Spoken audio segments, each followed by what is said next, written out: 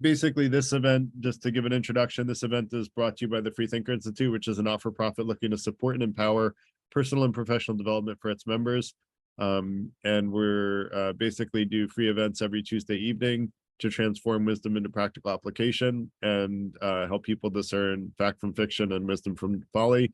And we cover a wide variety of topics, usually things not taught in academia or industry, although sometimes some of these things are covered in certain specializations in academia and industry. And then for myself, I'm an entrepreneur, a software inventor turned entrepreneur. My hobby is writing and discussing practical philosophy. And that's where I founded the Freethinker Institute and I'm the executive director of it. So I want to give a quick opening, and I'm going to play a little video, which I think will be a good setting of the stage for what we're talking about. Actually, you know what? I'm gonna time it a little differently. I think the video will come a little bit better because of some of the pre-conversation. I think it'll be better to do the video afterwards. So, but basically, I want to basically say first, let's talk about the definition of bribery, right? And so I forget what his name, Jerome was right that you know, bribery is a broadly defined term. And let me share my screen just so that for anyone that's visually oriented like I am, sometimes it helps to have something on the screen to look at. And so I'll put the definition of bribery from dictionary.com. Hopefully no one's going to mind that I use dictionary.com. It's an easy source to access. So basically, where money or other valuable consideration is given or promised with a view to corrupting the behavior of a person, especially that person's performance as an athlete, public official, etc., is one definition. Another one is anything given or serving to persuade or induce. The children were given candy as a bribe to be good. So clearly, like bribing children with candy, you know, maybe you're giving them a cavity here and there, but clearly that probably shouldn't be illegal. And so we'll talk about you know, that's an example of bribery that's legal and okay. Okay to bribe your kids to do some chores with a little bit of money and give them a little bit of candy if they do some chores. My kids do chores without the candy, but so the next is you know, and so basically it's just giving something in exchange for something is essentially bribery in order to persuade someone. And then let's talk about an example of something that's legal and I would argue is bad, but in the conversation, people are welcome. And by the way, you know, feel free to raise your hand if you have questions about clarifying like what I'm presenting during the presentation portion. But you can also, you know, if you have anything that like is not a clarification on what I said, then let's wait for that until the discussion portion. And then we'll have like an open discussion about challenging the things that I'm presenting. But in the, you know, in the interest of people's feedback in the past, they want to like clearly understand whoever's presenting, and we do this for all presenters, is to let people present their ideas and just ask for clarification on what those ideas are. And then and if it gets out of hand, we table all the questions until after the presentation. It's going to be a short presentation. So bribery that's legal and bad. So let's say you're in a court case, right? And you're in a court case where, you know, let's just take a really extreme example where your child was poisoned by water. You're from Flint, Michigan. Your child was poisoned by water and was killed because of corporate malfeasance, where the company knew that the water was poisoned and they just didn't care. And so they let your child die. And then you're in a lawsuit where you get a pro bono lawyer because you can't afford a lawyer to sue a big company, but you get a pro bono lawyer to support you. You sue them, but then that company gives $10 million to the judge in order to get them to the next higher judgeship. And then the judge rules in their favor. Is there anyone, just out of curiosity, out of a raise of hands, is there anyone that wants to raise their hand and say, I think that kind of bribery is okay? Okay, so Ginny, why do you think that kind of bribery is okay? That's I'm sorry, Garrett. I'm just asking you to increase the font on the text. I I did blow it up quite a bit, Jenny, but let me try to blow it up more. Oh, you I was did. gonna say I would be Oh, shocked that's if great. That's Jenny, great. Thank you. from what I know of you, Johnny, I was like, I don't think Jenny thinks that that's okay. So does anyone want to raise their hand and try to make an argument that that kind of bribery is okay? No, I don't think any kind of bribery is okay, in my opinion. Well, bribing your kids to do something good with candy, I think that's okay, right? Right, Jenny? Like, I think we can agree that if you're, bribing your kids with like giving them money for chores, like, I think that's okay. That's still technically bribery, but that's where I want to distinguish between bribery that's legal and okay versus bribery that's legal and not okay, quite frankly. Courtney, do you have a clarifying question, or do you want to try to argue that that's okay? So it's kind of a clarification. I mean, when you bring up the example of bribing your kids as being a good instance of bribery, right? Not saying that it's good, but saying that it's okay, meaning that it's an acceptable parental decision to do that. Not saying that you should raise your kids that way. Like, you may want to raise your kids with intrinsic, motivation, which I would argue my kids do. And they, my daughter cleaned up coffee grinds this morning without me asking. She just pulled out the vacuum. She's 5. She pulled out the vacuum and just started vacuuming. Like, wow, that's cool. I was very proud of her at that moment, but not saying that it's good, but that it shouldn't be illegal, basically. So it's acceptable. So we're going to use a term like, we're going to say this type of bribery is acceptable, correct? I don't even know that I would say acceptable, but maybe, yeah, maybe acceptable is okay. Maybe acceptable is okay. I think that's a good way of putting it, Courtney. Like, we should allow, like, we should not make illegal. Like, I should say legal, and let's put it this way, legal and should be legal. There's bribery that's legal and should not be. Let's keep it very simple and very to the point. It's legal and should be legal. Giving your kids candy to do chores, that should be legal. No one should make it illegal to give your kids candy to do chores, right? That would be a little bit of an over encroachment from government. But that judge thing, well, I don't think that should be legal, but it actually is. So anything else, Courtney, or should we go to Liz? No, I'm not going to try to dispute that. I don't think you should be able to bribe the law, but there's still very interesting topics about how you can. We will get into it. We will get into it in the discussion. Definitely. Just keep it to clarifying questions for now, everybody. So otherwise, I'm going to have to stop accepting questions, which we had to do another night when we started going off on lots of tangents. So Liz, go ahead. I guess one thing that just I want to clarify, just seems to be a difference between the comparison that we're making in these two situations between the kids and the bribe judge, because the judge in the situation is a third party. And so the person getting judged is not the person who's feeling the outcome, right? That person. We're not here to dissect the specific examples. We're just saying that it exists, that there's bribery that's legal and should be legal, and it also exists that there's bribery that that is legal and should not be legal. We just want to clarify that both of those things exist. I don't want to go into why one is okay and one is not okay yet. You can do that in the question portion, but that's not part of the presentation. Okay, then I'll hold this for later. Okay. Sorry, Liz. I just don't want to, like, we're already like 5 minutes on, like, I wanted to keep this very short as far as the presentation goes.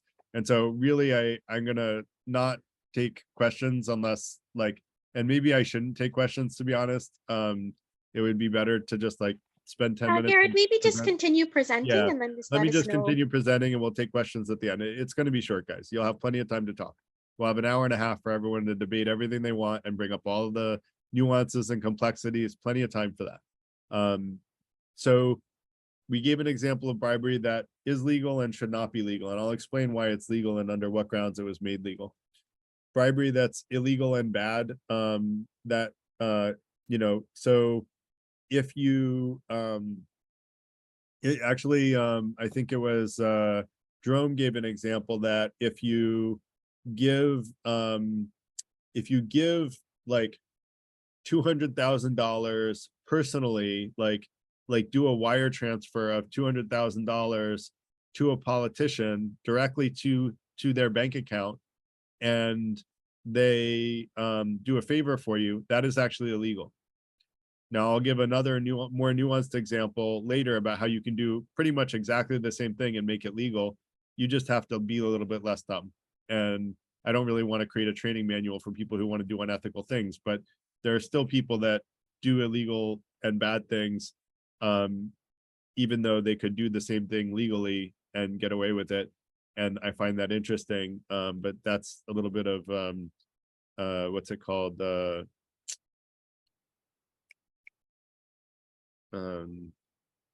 It doesn't matter. But and then, you know, if there's bribery that's illegal and okay, you know, someone can try to think of an example of that in the discussion session. Now I want to play a quick video that I think is pretty fascinating. Just For the last 6 few minutes. years, I've had this sense that everything I learned as a kid about how America's government works is completely wrong. But I had no idea how bad things.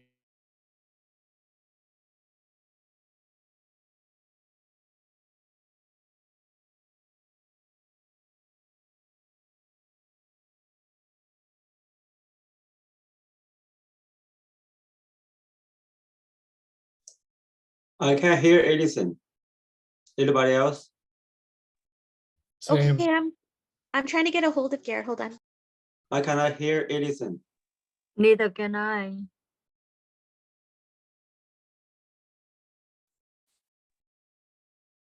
For the last Sorry few about that, I years, I've muted. had this Sorry sense about that that. everything I learned as a kid about how America's government works is completely wrong. But I had no idea how bad things actually were until I saw this one graph. Researchers at Princeton University looked at more than 20 years worth of data to answer a pretty simple question. Does the government represent the people? Now, this is what they found. This axis here represents public support for any given idea. On the left at 0% are ideas that not a single American wants. On the right at 100% are ideas that everyone supports. This axis represents the likelihood of Congress passing a law that reflects any of these ideas, from a 0 to a 100% chance. On this graph, an ideal republic would look like this. If 50% of the public supports an idea, there's a 50% chance of it becoming law. If 80% of us support something, there's an 80% chance. You get the idea. Now, most Americans would probably agree that with a few exceptions, we should be as close to this ideal as possible. Unfortunately, the way America actually works doesn't even come close. Take an idea that nobody supports, literally nobody, and it has about a 30% chance of becoming federal law. Now, take an incredibly popular idea, the most popular idea this country has ever seen, and there's also about a 30% chance of it becoming law. This means that the number of American voters for or against any idea has no impact on the likelihood that Congress will make it law. Put another way, and I'm just going to quote the Princeton study directly here, the preferences of the average American appear to have only a minuscule, near zero, statistically non-significant impact upon public policy. So if you've ever felt like your opinion doesn't matter and that the government doesn't really care what you think, well, you're right. But there's a catch. This flat line only accounts for the bottom 90% of income earners in America. Economic elites, business interests, people who can afford lobbyists, they get their own line. Look at how much closer their line is to the ideal. When they want something, the government is much more likely to do it. And when they don't, they have the power to completely block it from happening, no matter how much the rest of the country supports it. They get what they want, and guess who ends up paying for it? We pay for it with the most expensive healthcare in the world. We pay for it with a tax code that's a complete mess. We pay for it with internet that's slower and more expensive, with wasteful spending, a floundering education system, a catastrophic drug war, and 1 in 5 American children born into poverty. Almost every major issue we face as a nation can be traced back to this graph. How does this happen? Well, just follow the money. Right now, it's perfectly legal to buy political influence in America. Here's how it works. Let's say a big bank wants a law that would force taxpayers to bail them out again if they repeat the exact same reckless behavior that crashed the global economy in 2008. Not exactly the most popular idea with the public, and Congress knows that. That should be the end of it. But that's where the money comes in. It's perfectly legal for our bank to hire a team of lobbyists whose entire job is to make sure that the government gives the bank what it wants. Then those lobbyists can track down members of Congress who regulate banks and help raise a ton of money for their re-election campaigns. It's perfectly legal for those lobbyists to offer those same politicians million-dollar jobs at their lobbying firm. Then those lobbyists can literally write the language of this new bailout law themselves and hand it off to the politician they just buttered up with campaign money and lucrative job offers. And it's perfectly legal for those politicians to take the lobbyist written language and sneak it through Congress at the last second. So now you've got a law that greatly benefits the banks and the whole process can start over. This is how a bill becomes a law.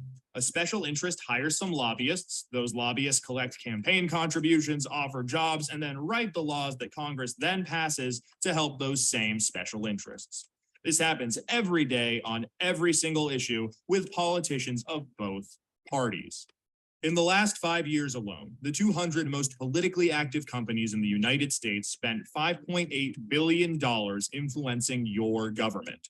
Those same companies got 4.4 trillion in taxpayer support. And that's trillion with a T. And that's just the top 200 companies. Never mind every other special interest, every union, every trade association, and every billionaire. Every single one of them can use their money to buy political influence. You know, there's this idea out there that this only became a problem after the Supreme Court Citizens United decision in 2010. But the data goes back almost 40 years, and the results are clear. Corruption is legal in America. And as long as it is, anyone who can spend money to buy political influence will. The solution here isn't rocket science. Make corruption illegal. We already know Congress will do it. I mean, one look at this chart will tell you that. What we need is a plan that lets us go around Congress and do what the American people do best. Fix this mess ourselves. Well, good news. We have that plan and it's already working. Now that we've got the problem covered, let us show you how to be part of the solution.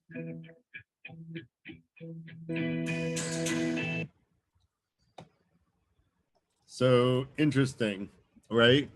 That not only has this problem, and by the way, he gave kind of a complex example of how money can buy influence. It's actually much simpler now for money to buy influence, and I'll describe that. And basically now with the Citizens United decision, while it wasn't the beginning of oligopoly, basically where only where only the moneyed interests have an impact on what gets passed in law, it was a simplification of it, and it opened the floodgates for larger amounts of money to go into politics. And there were subsequent 2 decisions that I know of offhand that broadened that capability.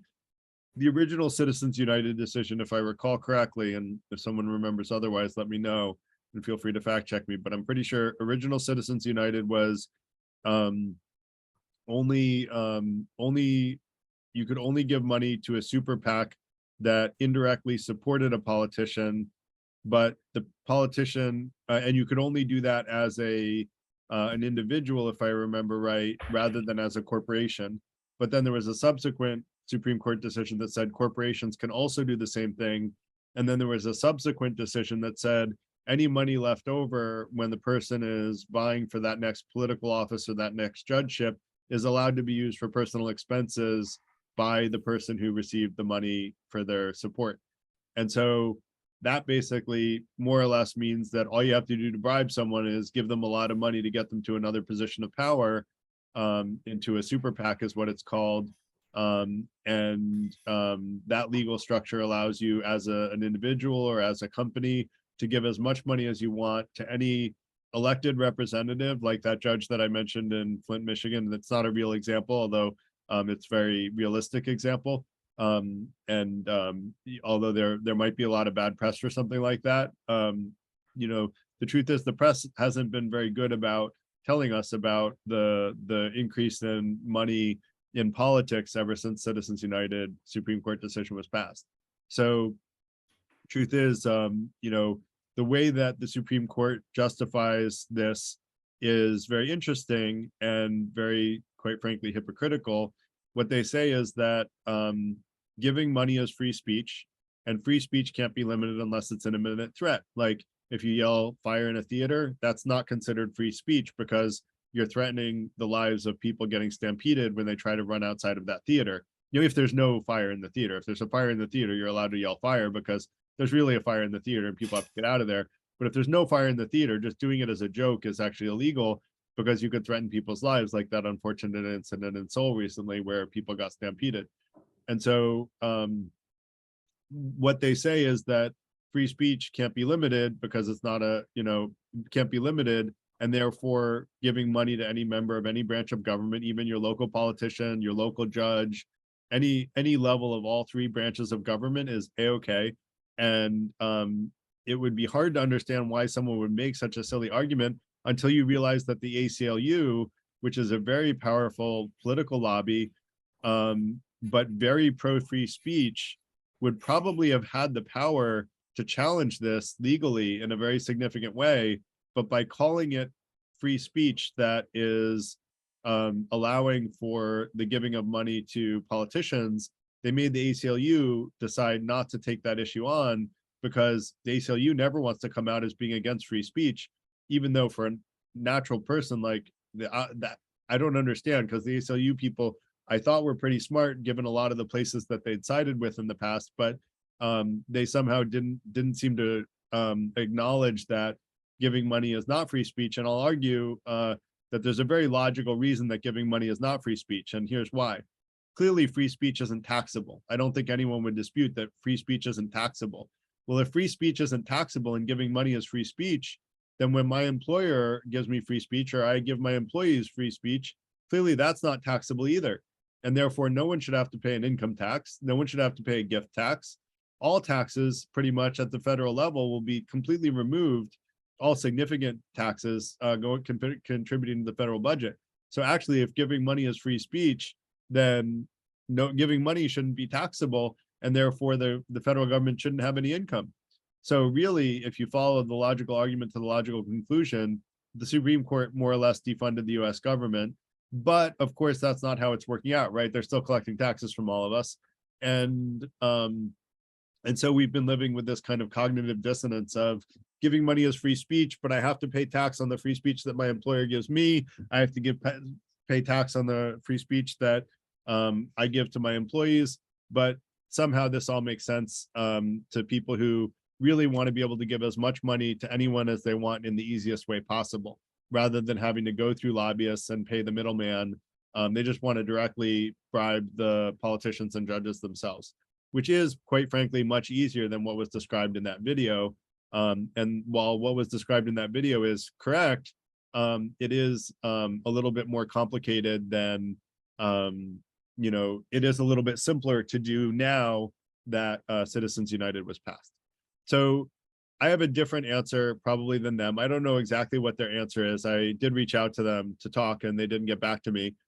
So I have a different answer, which is actually that we should just elect representatives that stand for bribery being illegal.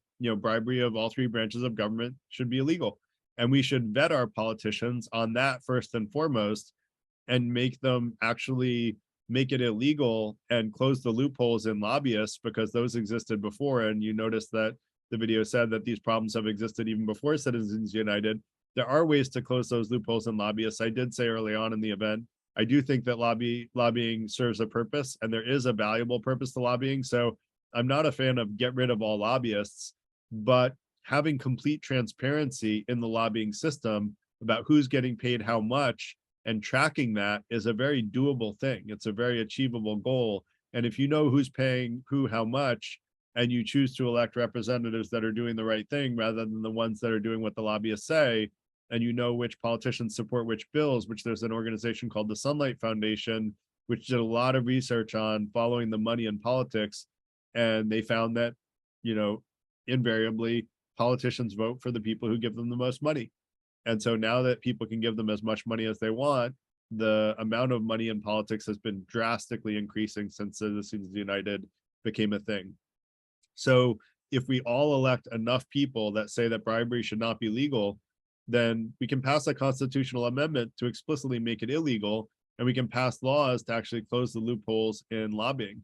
And it is a very doable thing. If anyone that is politically connected wants to connect me with people, the right people, I can explain lots of them. I can shoot holes in all of the potential loopholes and find a way to make lobbying legal, but not corrupt. I do think it's very achievable, albeit difficult. That said, it's not easy to do that. It means we have to ask our politicians whether or not they support Citizens United and legalized bribery. And if they do, just don't vote for them. Vote for a different politician. And I would argue this is the single most important. This is going to be a big claim. I would argue this is the single most important issue, because if we don't actually, and I guess actually right now that we're going to do another event on why 10 reasons why the biggest threat to our democracy, why threats to our democracy is, the number one concern amongst voters. And this is actually part of that. And I would argue interrelated with that. We need to find the next available time for that, Ellis, by the way. I just realized we didn't have that on the calendar. And so we'll get into more reasons that are key, but this is one of the reasons, and really securing the fact that that the average citizen has a right to elect representatives who will represent the interests of the common person is a key to democracy. And as you can see from that video and from the Princeton study, which the video came, quoted, that hasn't been true for quite a while. And so, but it was probably true at one point in time, but it hasn't been true for quite a while. And we can get that back, but it requires educating people on the level at which we've lost our democracy and the precipice on which we're standing right now, which is one in which we could lose our democracy beyond the ability to recover it again. And I don't mean to sound extremist, but this is a very real thing, and we'll talk about it more in the other event. I want to stay focused today on just the legalized bribery, so that we're focused on a specific issue. But that said, that's the end of what I wanted to present. So feel free to throw all those hands up, shoot holes in what I said if you want, or if you want to add value to in any other way, feel free to do that. Or shooting holes is adding value too, so add value in any way you want. Liz, you can ask your question now, and Courtney, go ahead. You were first. Hi, sorry, before we go ahead, we've got a smaller group tonight, so maybe under 3 minutes. Is that okay, Garrett? Yeah, that's fine. Okay, great. We'll continue. Go ahead, Courtney. So I admire your nobility in your examination of the problem, whereby you say that all bribery should be illegal, but I don't think that that's practical. And the reason I don't think that that's practical is because, like I said at the beginning of the meeting, people make up rules and they make up laws and stuff about ethical behavior, but they're quite hypocritical about it. And to be honest with you, the quickest way to get anything done, especially in a bureaucratic system, is through bribery. Bribery can be used to ignore fines. Bribery can be used to get laws passed. Bribery is one of those things that I think human civilization has kind of thrived on, probably since its inception, like since people really started gathering in large groups, which needed large administrations to control things. And to get around like draconian laws, bribes were probably used, but to also get around like safety regulations, bribes are used. So, I mean, to say that you can just make all bribery illegal, I don't think that's in any way doable. What I think you can do is you can make most forms of bribery, transparent. Like you could offer services at a higher cost that might not be available to the average person. But if you made those services transparent so that people knew that those services were being offered, and you tax those services too. I don't know why people don't tax lobbyist money. I mean, they should tax it. Like if you lobby the government, especially when you're in the turnkey industry, like the financial industry, where they start off as a senator, they go work for a financial institution and then go back and, help lobby. it should be taxed. That income should be taxed, and the money and like the money involved in that should be in some way taxed. But I don't think you'll ever really get rid of bribery. I think bribery is quintessential to human civilization. So what I would encourage you to do, and I'll try to Google this while we're going if I can, is look at the countries where bribery is acceptable. Jamaica, I knew someone from Jamaica a long time ago, and he said, oh, when you get pulled over by the police, you just bribe them. That's the expectation. They don't even want you to pay the ticket. They don't want you to take the ticket. They just want you to bribe them. But Jamaica's economy, not so good, right? So I just want to make a clear distinction.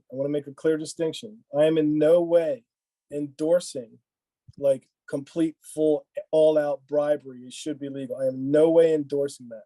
Got it. What I'm saying is bribery is a part of human civilization, and the idea that you could eradicate bribery is a bridge too far. That's what I'm saying. So remember, I said in the beginning, bribing your kids with candy is a-okay, like no problem. Like I think that should be totally legal. And so I gave an example where I don't think all bribery should be, removed. I think there should be legal bribery and illegal bribery. But I would argue that bribery that doesn't allow the population's voice to be heard in a democracy is bribery that should be illegal in general. Like anything that prevents the public's view, the public's view from being represented by their representatives, that should be illegal. And that includes, and I don't think that lobbyists should be illegal. I think that lobbyists should be allowed to be legal. And like you said, Courtney, I think there should be transparency around it, and that transparency will give more insight into how are politicians voting based on lobbyists. And if a politician keeps voting for the lobbyists, then vote them out of office, or do a vote of non-confidence and remove them from office more quickly if they're catering to lobbyists and writing laws for lobbyists. But to say that there should be no checks and balances on bribery, are you saying that, Courtney, that there should be no checks and balances on bribery, and that you think that the current state of affairs is okay? That's a non sequitur, because if I'm going to say, I'm just asking, I'm not saying you think that, I'm asking what you think, because I'm genuinely trying to understand. If I'm going to say that the process of bribery should be more transparent, then that already implies that I don't think that bribery should be fair enough. all encompassing. Fair enough. But do you think that what people get for their money? Do you think that in the example of the Flint, Michigan judge, as long as the company discloses how much money they gave to the judge, do you think it should be okay for that judge to tell the parents they're out of luck?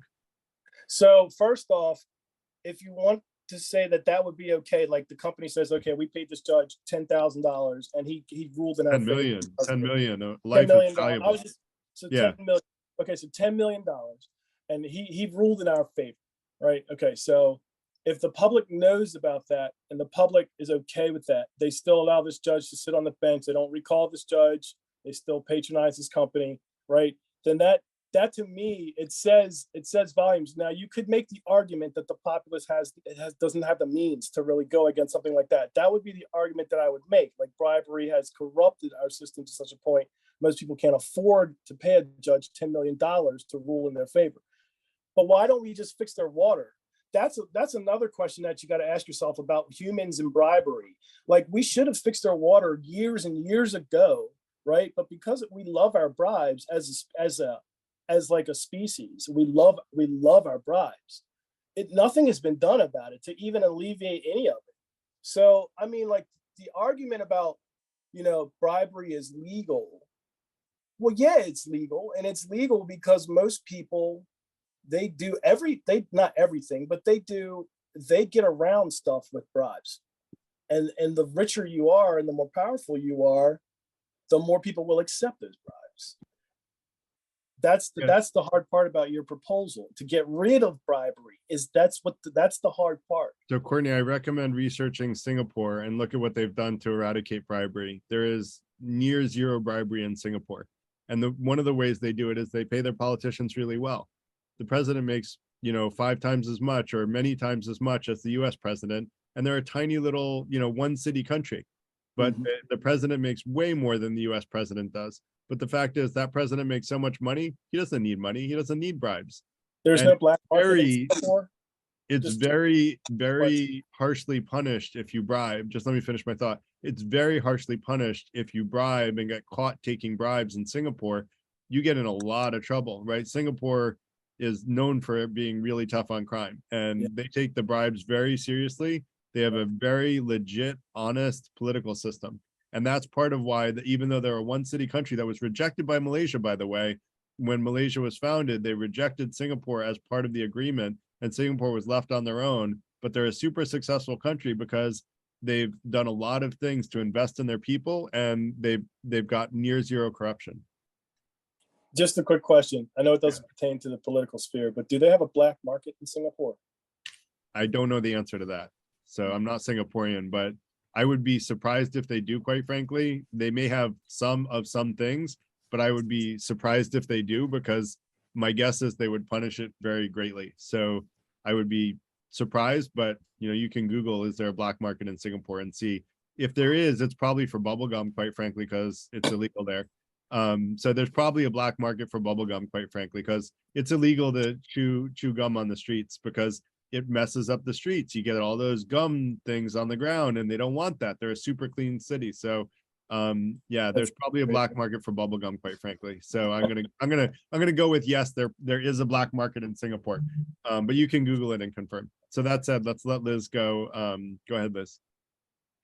Yeah, thank you for that talk. Actually, at the end of your talk, something else came up. I would love to address the 2 points. One is sort Let's of do one at a time, if you don't mind, Liz. That's sure. Yeah. So I'll take the second one. So as I understood, I think the suggestion was that one possible solution as an antidote for the current situation is to vote in representatives that stand for anti-bribery laws. And I guess my thoughts are, first and foremost, that every human is vulnerable in the same way. And as much as we could go into office with the best of our heart in the right place, all of a sudden, one of these fear-mongering corporates might corner us in the dark alley and proverbial alley, and threaten our kids or our constituents or whatever it is. And so I think also anti-bribery laws are being are passed for a reason. I think and a lot of that can sort of lobbying can be very surreptitious and off the radar. And so you've got this need to be transparent in conversations about things that might be pretty covert disenfranchising inputs into that situation. So I think coming back to the very basis of the conversation and the video where we saw that line graph, right? Sort of like that XY one-to-one line graph, which was the ideal. And I'd say, if we were going to, if the idea is that we could vote for anything, I would say in this case, having voting just for a data-driven decision making, right? Because humans are fallible. But if we just vote in policy saying that the policies that go into effect are ones that are reflective of popular thinking. Now, again, I guess the pushback there is going to be like, okay, well, then you're going to have a bunch of people riling up, population bases for, I don't know. So I guess there maybe has to be coupled with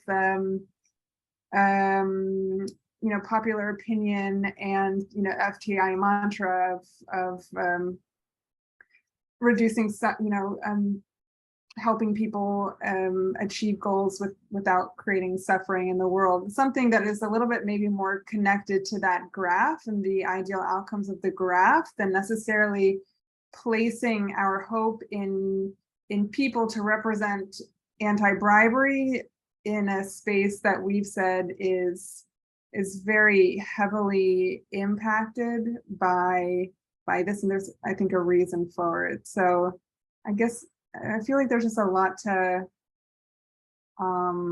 unpack more in terms of what's actually happening in that space of policy and the bribes. Yeah, there is more to unpack, Liz, and I agree with you. We should, be electing people more in line with the FTI values of the 5 intentions. And that is what I do, but those values include, being against bribery. And the same argument that you use for, electing people who are against bribery, that they could be harassed by corporate special interests, applies to, people who align with the FTI values too, right? That same argument can be used. And so we can't worry about, if we do the right thing, what repercussions would there be to us doing the right thing? What we have to worry about is, are we doing the right thing? And so I think what our goal should be is to understand what the right thing is to do and to do it.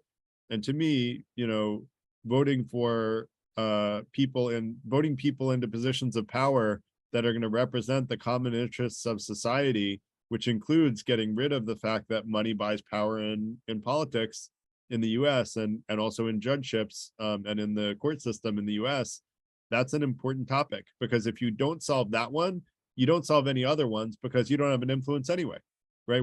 You really have no say whatsoever right now in politics. You get to vote for representatives, but you really have no say, because the people you vote for don't pass laws that you care about anyway, right? So the only way we can actually have a say is to vote in positions of power, people who actually will represent the common person.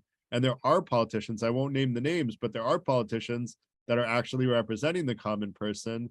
But you have to look carefully, because there are some that say they're representing the common person, and there are others that actually do, and actually do what they say in the votes that they make and the laws that they pass. And then there are others that say they're doing it that aren't really doing it. And so that's where the having good critical thinking skills comes in, and it is part of the FTI 5 intentions. So that said, I want to let Remco go. Remco, how are you? Good to see you.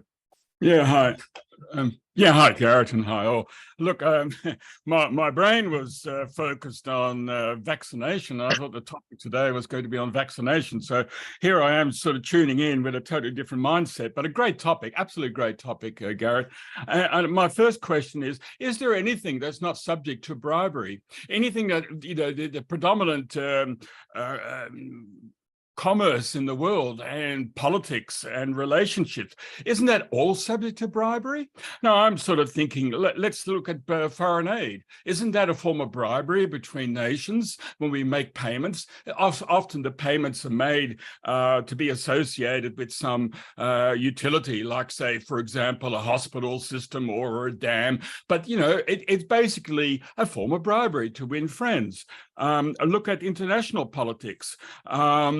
Think about what happened in the genocide in Rwanda, where I think 5 million people died, and the United Nations just stood by. It's very quick to respond when there is some interest directly. Education, isn't that also subject to a form of bribery, where one is subject to, is paid for by the state and the other one is private? It seems to me that once upon a time, we had a one-to-one relationship between those that were offering their services and those that wanted it. And what has happened is that we now have institutions that stand in between. And once you introduce these institutions, and I include the political system, once you do that, you immediately open yourself to a sort of corruption of the morals of spirit, that you have a opportunity to to distort things. Think about you mentioned you mentioned politicians in Singapore, Garrett, how they're so well paid, and using that as an example of a good system. Indeed, it is. And I understand that people in Singapore, by the way, complain that the politicians don't listen to them. But in terms of being paid well, if you look at the remuneration of politicians around the world, it's rather interesting to compare it to say Norway. Now, the politicians in America are paid 2.5 times what a Norwegian politician is paid. Now, you'd have to agree that Norway is a well-managed country. But there it is, 2.5 times. In my part of the world, in Australia, it's 3.5 times what the Norwegian paid. And I would say that there is no correlation between remuneration and getting a quality service. What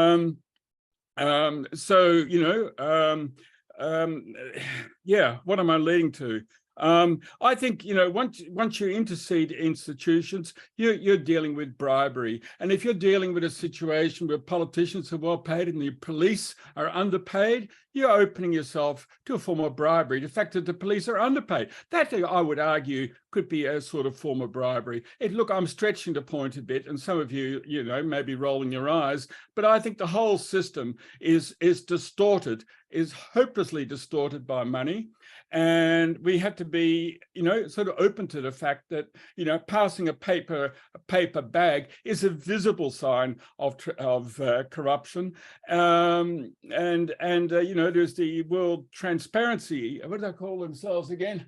I haven't got my mind. It's an International Institute for Transparency. I think they're only looking at one aspect of transparency, and So I'm just begging the question of saying, look, let's be open to the fact that bribery, as we tend to look at it as a paper bag transaction, as what you've done, it's just one tiny aspect of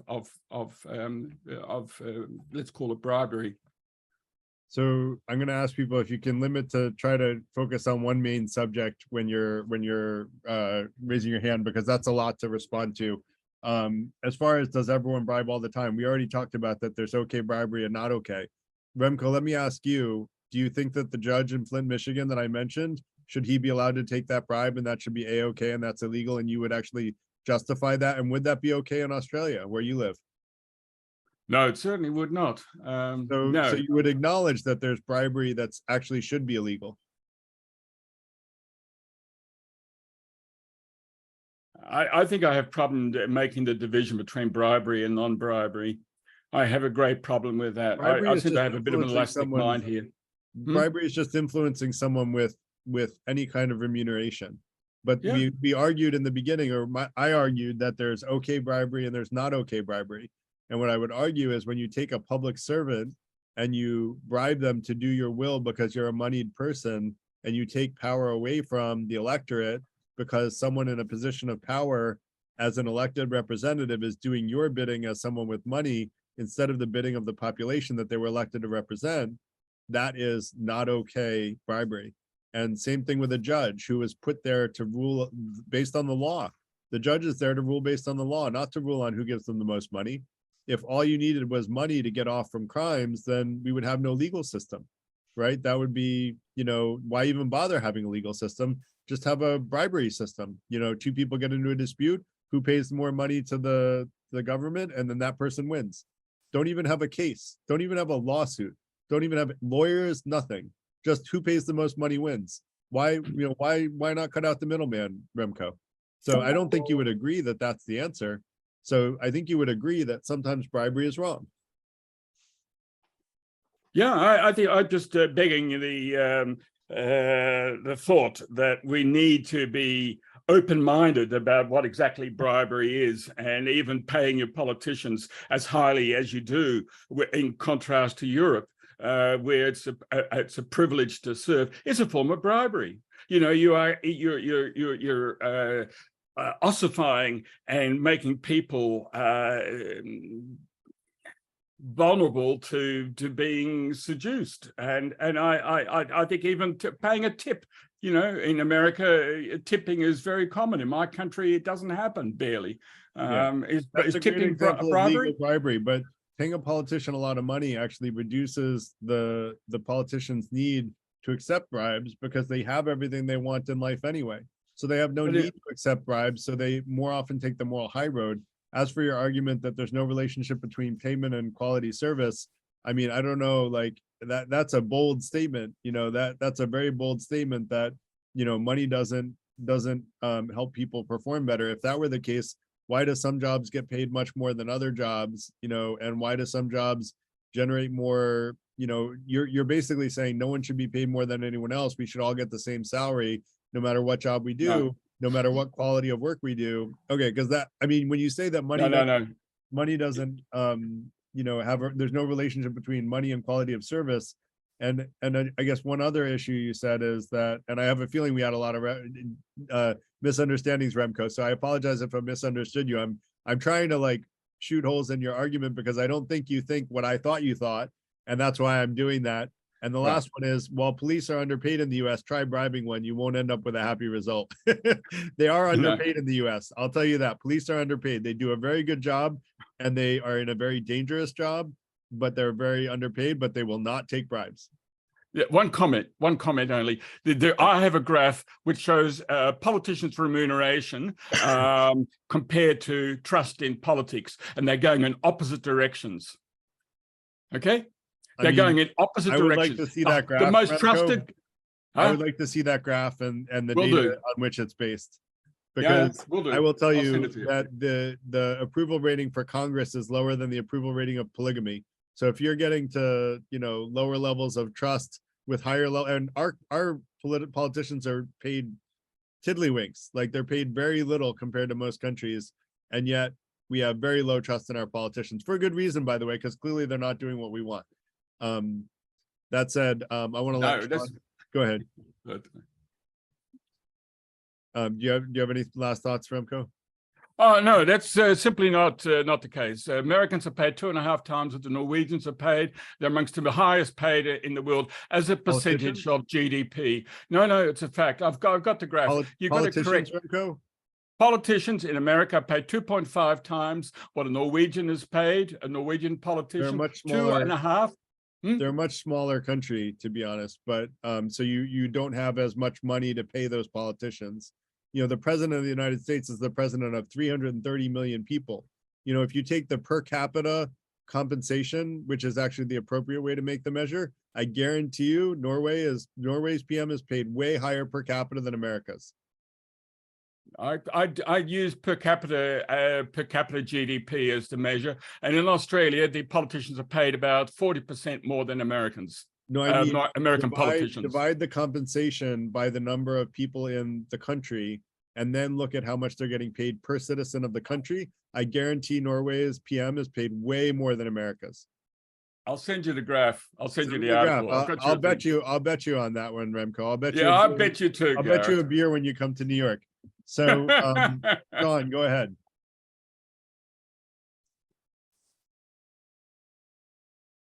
I think any form of bribery should be illegal. Okay, you just use that example. Say pay a judge for $1 million or $10 million in a case that absolutely illegal. Okay, it should be.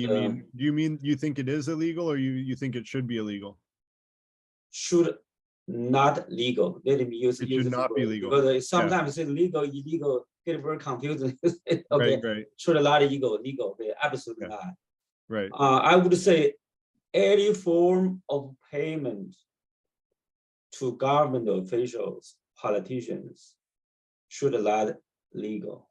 Okay. Right now we have a special case as a campaign contribution. That's basically is a open bribery. Okay, the difference is for campaign contribution, the money you give the politician, he or she can only use the money for campaign. They're not supposed to use as a personal use. You cannot say use money, buy a house, buy a car, take a vacation.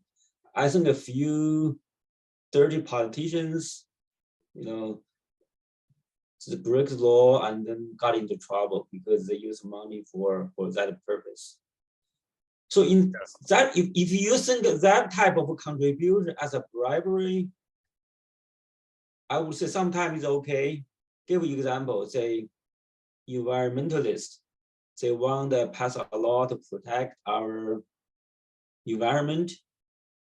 So they may make a contribution to politicians who going to win election. Well, if you want your voice, right, you have someone to represent you. Then you have to make a certain contribution to that person to win election. Of course, this is also there should be a limit there, to be honest. Okay, you cannot say maybe how much corporation or person, individual can contribute. Okay, and also the dark money is supposed,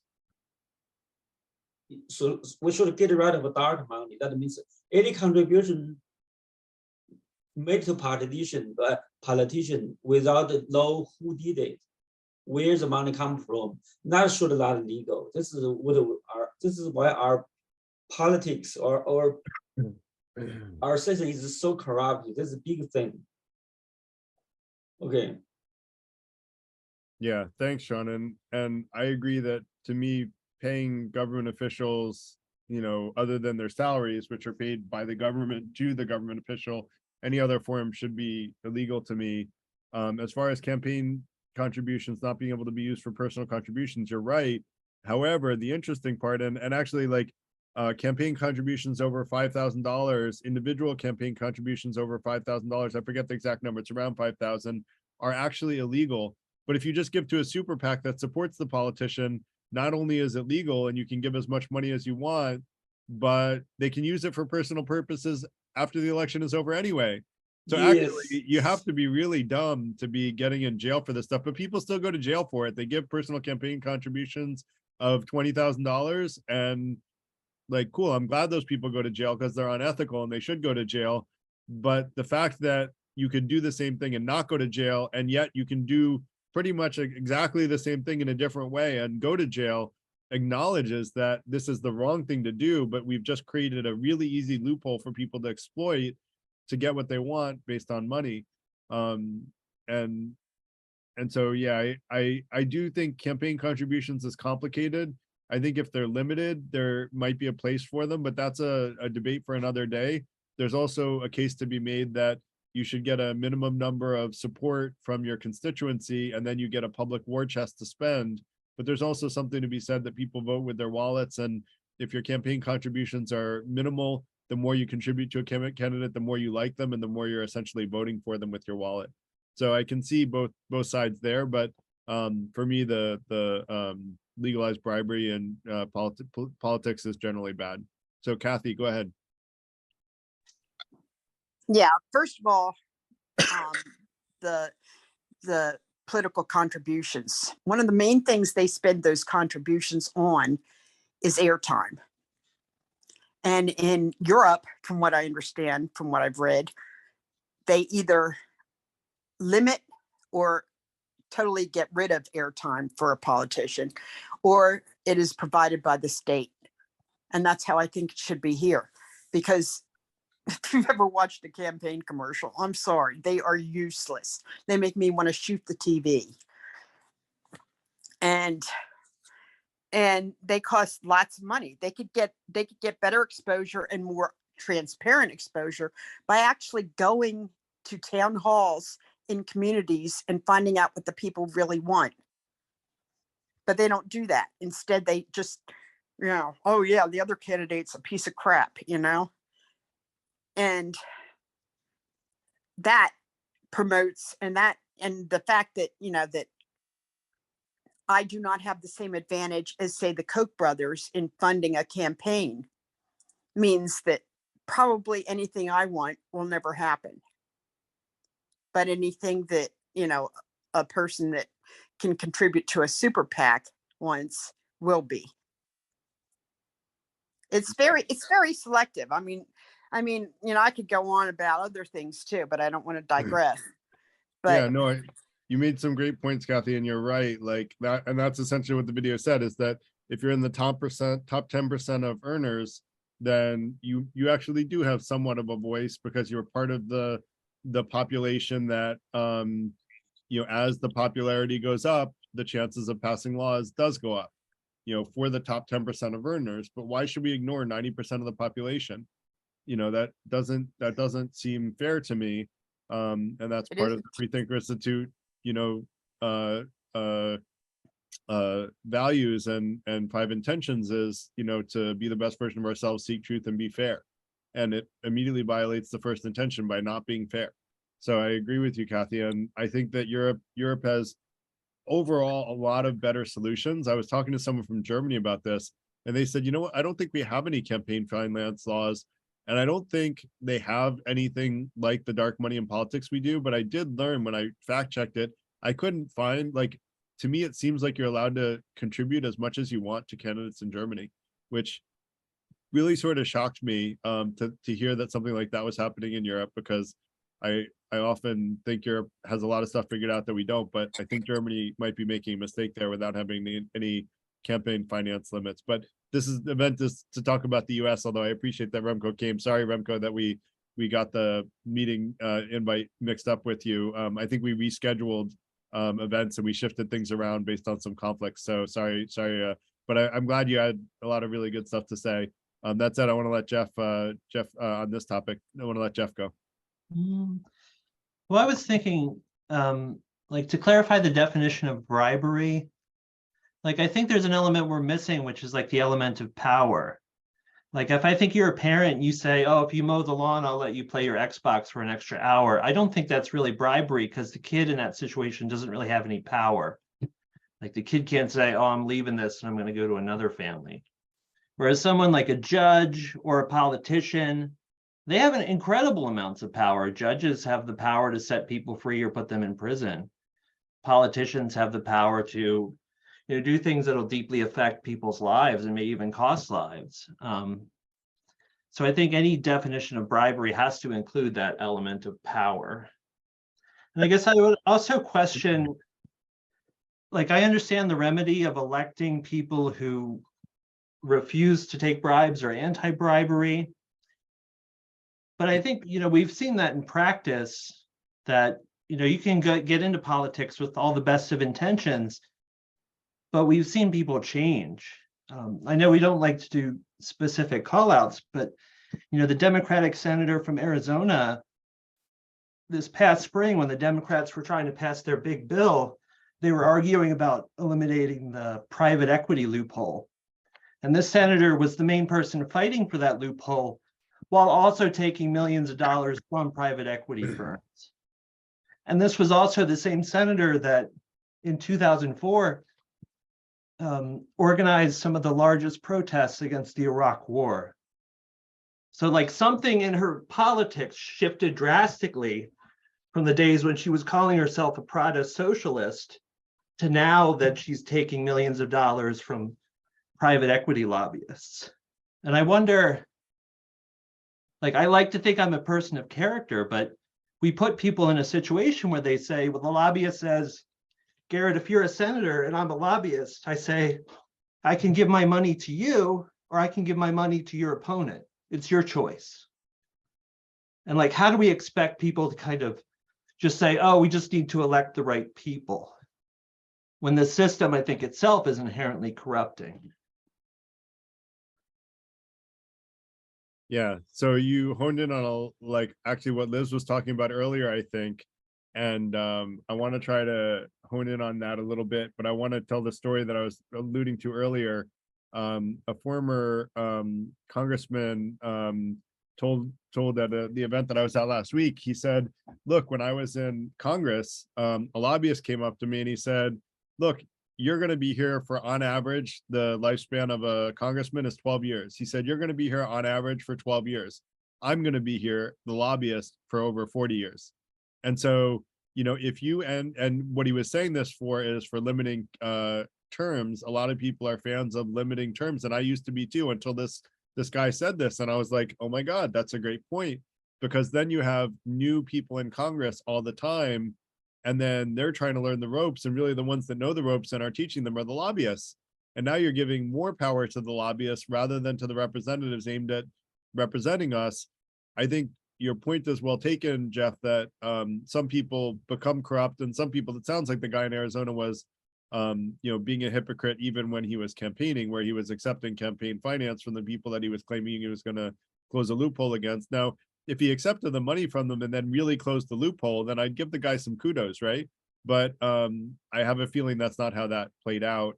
The point of power, I guess I would say that it's a slightly more nuanced issue, and I'm going to try to keep honing in on it. I don't know if I've got it yet, than just being in a position of power over another person, because I, as a parent, think I am in a position of power over my kids, but I still don't think it's so bad to bribe them. But it's because I'm not doing harm to my kids by bribing them. I'm actually bribing them for their own benefit. It's when you're in a position of power and you use that position of power based on a bribe to cause harm to a subset of the population, you know, that isn't actually in the best interest of the overall population, that I would argue that bribery is bad. So if I were to create a general rule, that's what I've got right now, although people are welcome to shoot holes in that and we can keep massaging it into something that's better. But that said, I want to let Courtney go. So thanks, Jeff. Great comments. Yeah, that was pretty good, Jeff. Like it's you brought that point about power is really that's a really good point, because honestly, the people who get bribes are the people who have power, right? If you break that down, like in a dichotomy between the relationship of the person giving the bribe, the person who's getting the bribe, the person who's getting the bribe has the power. The person who's giving the bribe hopes to get a little bit of that power or go around that power. And I think as long as we give people power, you made another good point, which is how do we expect people to turn down these bribes when the ultimatum is you can accept the money or your opponent will take it, I'm sure.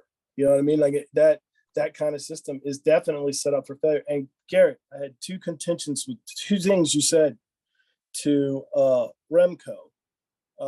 One, you said, if we paid our politicians enough money, they would have enough money and they would be content and they wouldn't need any more money. Well, we don't pay you can argue that we don't pay our politicians enough money, but I think $400,000 a year plus a $100,000 travel expense account and $50,000 for other like expenses, it's plenty of money, right?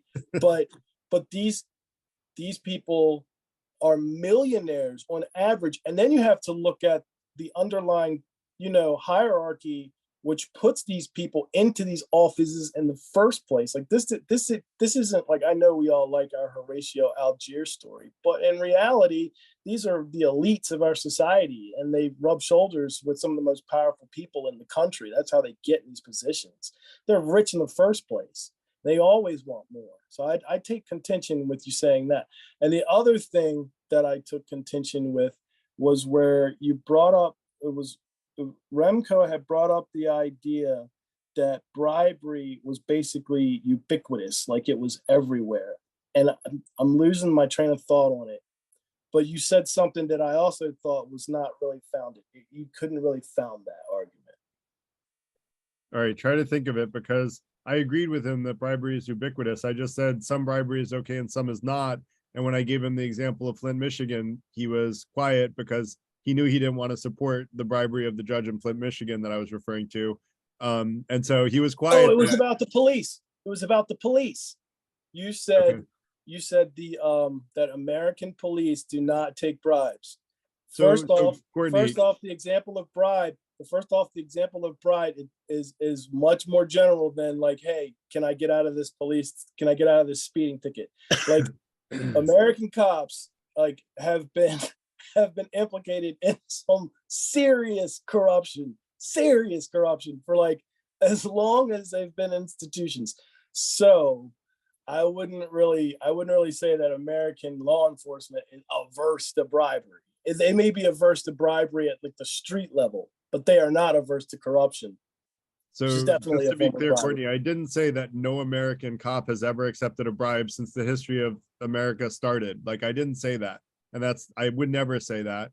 I'm just saying that if you get pulled over for a speeding ticket in the US and you try to bribe a cop, it's not really a good bet to take. You might as well pay the ticket.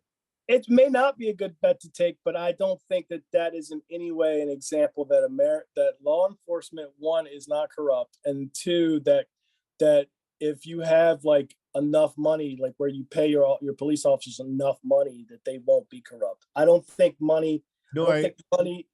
people are satisfied if they make a lot of money. I don't think a lot of people in those positions with that kind of power are satisfied with that amount of money. I actually gave it as an example of people who are not paid a lot of money, Courtney, but still were not corrupt. So I'm not saying that money just prevents someone from being corrupt. And I also didn't say what you thought I said in the first part, which I didn't say that if our politicians get paid enough money that they're just going to be content. Like politicians are generally not in it for the money, they're in it for the power, right? They're in it to control other people, not because they want money. However, the truth is that paying politicians more money has reduced corruption in Singapore and a bunch of other countries that pay their politicians better on a per capita basis than the US does. I know $400,000 sounds like a lot to a lot of people, but if you go into, you know, like certain fields, like, you know, $400,000 is not a lot. You know, ask an investment banker if $400,000 is a lot of money. They'll tell you I would never work for that. I would never work for someone for $400,000. I think on the level, I think on the level of the elite in society, 400, like in American society, $400,000 is not a lot of money, but I think for like 98% of the population, $400,000 is quite a bit of money. And I also think too, that this argument about, you know, paying the Singaporean politicians more money has somehow, I think you're begging the question, and I think you're not really like looking at Singaporean the Singaporean legal system. I mean, just because you pay your politicians more money doesn't mean they're less corrupt. It's not, that doesn't just follow. Remember, I also talked about how they also have laws that are very harsh on corruption, right? So it's not just paying them more money, it's paying them more money and enforcing anti-corruption laws and electing representatives that will create anti-corruption laws that are stiffly enforced by all branches of government. So it's not just one thing. I agree with you, Courtney. It's not just one thing. It's a combination of things. And if we don't do any of them, well, we're very unlikely to be successful. If we decide we're going to legalize corruption at all levels of government, including the example of the judge who decided to get off with murder, the company who decided to kill some small town country farm kid, like, because they didn't consider his life valuable as the amount of money it would have cost them to clean up the water. Well, is that the country you want to live in? If it is, there's lots of countries like that that are worth, you know, going to, but I don't want to live in a country like that. I want to vote for politicians that reduce corruption and try to reduce the amount of harm that our society suffers from because of politicians who take bribes. I don't want to live in a country where bribes and money rule. And I do very well for myself, Courtney. I don't I am in the top 10% of earners, but you know, so I guess I'm one of the people that has an influence. But, you know, that said, you know, that doesn't mean that I'm content because I'm in the top 10% of earners. I want to fight for everybody to have a voice because everybody deserves to have a voice in a democracy. And so I think it's really important to keep that in mind, that what we're talking about here is, does everybody have a voice or not? Do you want everybody to have a voice or not? That said, I want to let Ocean go. Looking forward to this one, Ocean. How are you? Good to see you. Hey, nice to see you, my friend. Can you hear me? Yep, go ahead. Yeah. Okay. I checked out the YouTube link you put, but it was interesting, but nothing new, but interesting. But you know, it stopped as soon as this guy said, "So we have the solution to solve the problem." Then the clip ends, and that made me feel a little suspicious. And if you can continue what he wanted to say, please go ahead. No, it was I actually don't know. I don't know their exact plan. I don't remember it off the top of my head. I did look it up the first time I looked them up, but then when I reached out to them and they didn't get back to me, I moved on. So yeah, I forget exactly that made you know, I don't know how many people viewed it, but that made a lot of people, everybody, even more further depressed. Because see, we don't have any solution. Take a look at him, you know? And, you know, I think I shared with you, I fortunately have a friend who is literally like the top 0.0001% level, at the top level, okay? And, you know, I don't want to use the certain terminology. I can say that, Illuminati, part of Illuminati, okay? If you think I'm a crazy conspiracy, no, that's fine. Anyway, so, and his family's worth the billions and owns several skyscrapers in New York and real old money. Okay, his last name is a very famous last name. I won't say it. And he's one of the biggest, you know, campaign donors of many famous politicians, including Jerry Brown, who became the California government twice back in '80s and recently. Okay, and even cover up using his the family's influence to cover up. He had some scandal with like 16 or 17-year-old, but completely cover up for him. And tremendous, powerful family. Okay, and yeah, we are the elite. And those masses are stupid, dumb animals. They're ignorant. They don't know who the Hitler is. You know, they can't do the math. They don't know what World War II is. You know, they're stupid, weak, naive, stupid animals. In their words, we are useless eaters. We have the rule. We have obligation to rule over a mass. That's their mentality. And all the politicians they're in their payroll, and they don't give absolutely crap about us. But unfortunately, I have a friend who's literally at very top level and directly hearing what their mentality is. So in a way, I kind of agree with them because not people joining this kind of intellectual conversation. We are like the elite. Okay, I'm not talking about people joining this kind of a group, the intellectual group. We are the minority, but regular, people, they're very stupid, they're very ignorant, weak, and lazy, and they should be ruled. So that's them, and I'm just introducing them because nobody's gonna tell what I'm telling you. So I kind of agree. If they have all the power to decide who the president of the United States is, they don't know who Thomas Jefferson is. They don't know who the Adolf Hitler was. They're so stupid. Thank God the elite is in power to rule everything. In other words, we don't have a democracy. We have like a neo-feudalistic system run by the complete best and brightest. And we have an appearance of democracy, but all the elections are rigged. People are upset that Trump is disputing the 2020 election. If you know anything about anything, in 1960, the election was rigged. Nixon supposed to be the president, but Kennedy stole it, and Kennedy. So rigging the election is nothing new. It's always happened. It's always a corruption. But thankfully, those elite has been in power to guide us and rule us. So that's why we have a stable society instead of those stupid mess. Is part of the Plato said, one of the Plato in the Republic said, only the minority of philosopher a class should rule the world, and in the government, and those stupid laborers shouldn't touch the government.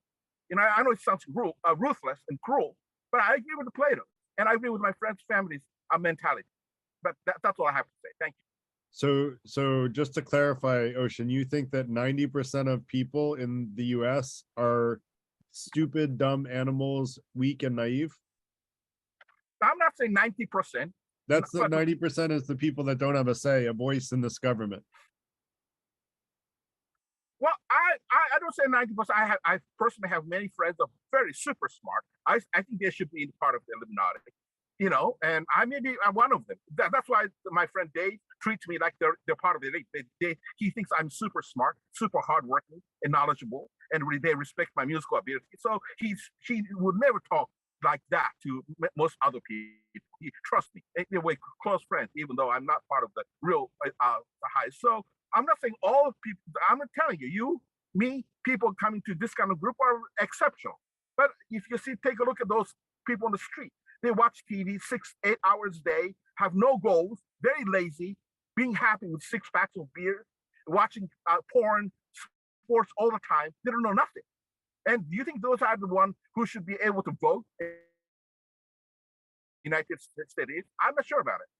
So they are able to vote right now, Ocean. It's just that their opinions don't matter, but neither do the opinions of 90% of Americans. And I guess I would argue that if Americans are uninformed about things, I'm going to use a different terminology than stupid. I think that they're often uninformed or lack critical thinking skills than what I tried to do in order to address that, because I saw that a lot of Americans do lack critical thinking skills. So what did I do? I started an organization called the Freethinker Institute to teach critical thinking skills and to teach people that we can be the best version of ourselves and to improve themselves and to seek truth and to be fair. And to listen to other people with an open mind so they improve their ideas over time and to transparently share what they believe so that if someone can point out a flaw with it, they'll listen to it. And with better critical thinking skills, we move everybody to a higher level. So that's really the goal of the Freethinker Institute, is to help everybody become more well-informed and better critical thinkers. Yeah, go for it. Bravo to you, my friend. Keep doing what you're doing. I think that's good. I'm not going to stop you or anything. That's honorable and very good. But to me, it's like emptying the Pacific Ocean with the eyedropper. I'm a realist. I'm not an idealist. You know, I'm a Yes. realist. And, I'm gonna- you know, so I'm gonna post. Are you in the online community, Ocean? I mean, your Freethinker Institute group. Yeah, the Discord community. I don't believe so. You should join. I'm gonna Okay. post an essay about why I'm a realistic idealist and why you should be one too. And that's Okay. it. I'm gonna let Remco go because I All think right. we can make a good argument that we should all be realistic idealists. All right. Yeah, And I good can one. touch Hey, on that Garrett, later if you want. Go ahead, Remco. all right. Just on a quick one on the politicians. I've sent Yeah. you by email, Garrett, a graph on politicians' remuneration and trust in government going in opposite directions like this. You know, I suggest that politicians are subject to an inverse parabola. That if you're making a contribution to your country and you'll travel to your government, you know, to government house or wherever you meet on a tram or on a bicycle, you're no more subject to temptation to bribery than if you're overpaid and you've got a sticky seat. In other words, if you're really well paid, it makes it a strong incentive to remain in power. But, you know, what I'm trying to say ultimately is, you know, how about bribery is just a tip of the iceberg, Garrett? We're dealing with just a tiny tip of the iceberg. Consider the Pandora Papers. Remember the disclosure by, you know, the discovery by these journalists about like the Panama Papers? Well, trillions of dollars are involved in slush money, and only $2 billion have been recovered, and the system still operates. It allows the oligarchs in Russia to operate. Consider the tax havens. Consider the countries like the Netherlands, Luxembourg, the United States, who maintain these little tax havens. Now, these are countries that are a member of the OECD. They're presiding over about $500 billion a year of money that's avoiding taxation. Oh, no, that's taxation money that's avoided. And who's paying for that? You and I are paying for that. Now, that's presided over by the OECD. Isn't that bribery, Garrett? Isn't that a form of bribery? Or if you like, you could put another title on it to call it corruption. But, you know, it's institutionalized. The whole system is, consider the, What was your remember example the, again, Remco? Sorry, I was yeah. reading your source. I can't do both at once. What was your Okay. scenario again? Right, I can't read your sources during the meeting, so I'll have to look at it afterwards. So Yeah. what was your example that you said isn't it bribery? Because you gave a lot of other examples the last time you spoke that I didn't agree were bribery. Yeah. So what was Yeah, the one yeah. that you're giving now? The one I'm talking about, the Pandora Papers or the tax havens, either one. The Pandora Papers disclose a system that allows trillions of dollars to float around and to avoid taxation, and only $2 billion was recovered. Consider the tax havens.